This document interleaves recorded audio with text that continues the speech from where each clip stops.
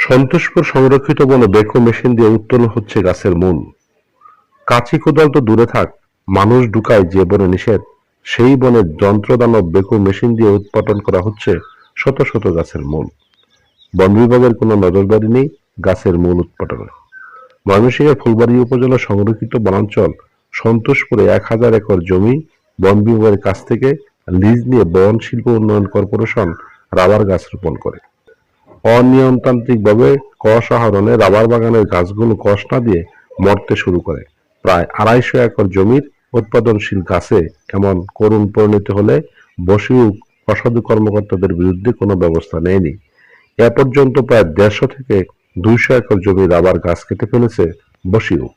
কেটে ফেলা এসব রাবার গাছের গোড়া বেকো মেশিন দিয়ে উপড়ে ফেলা হচ্ছে। গাছের গোড়া উপড়ে ফেলার আগেই বনের জমি সংঘবদ্ধ একটি চক্র 1 থেকে 2 একর